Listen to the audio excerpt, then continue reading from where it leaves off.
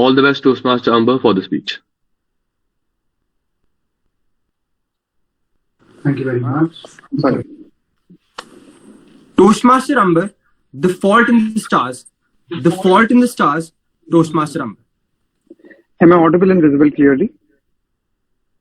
Thank you. Hello at Greta Thunberg. I have 33 cars. Not me, Andrew Tate. I have 33 cars. My Bugatti has a W16 8-liter quad turbo. My two Ferrari 812 Competizione have 6.5-liter V12s. This is just the start. Please provide your email address so I can send a complete list of my car collection and their respective enormous emissions. Now, we all know what followed next. Email that Greta gave to the biggest joke on the planet. But what's the point of this? My point is, we live in a weird world. No surprise that half of us worship Andrew Tate, while the other half don't know who that Jerry's pizza eating bald rubber band is. What color is your Bugatti, my friends?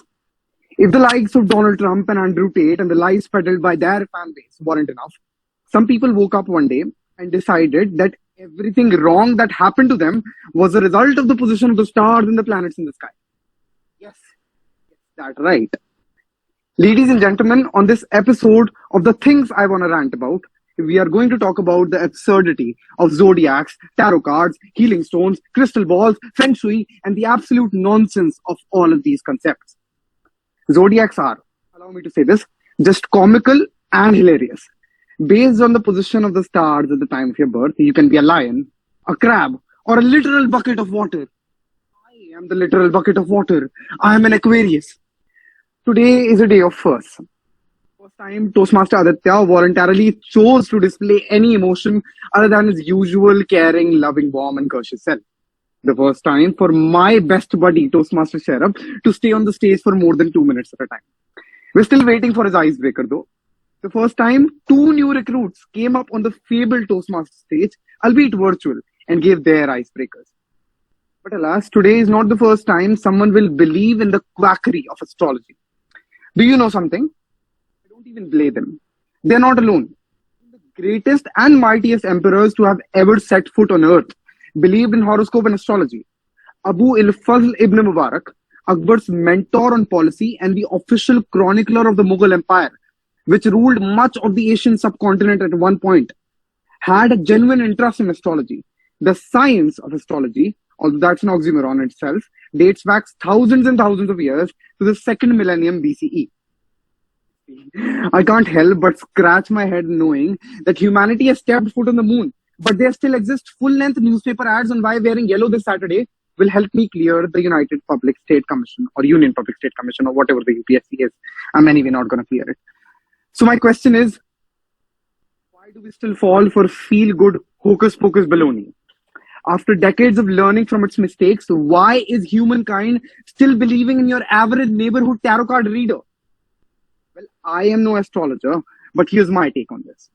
By our very nature, we are insecure beings, programmed and put together in such a way that forever and ever, even after being the masters of the world's most complex machine, the brain, we are insecure about things.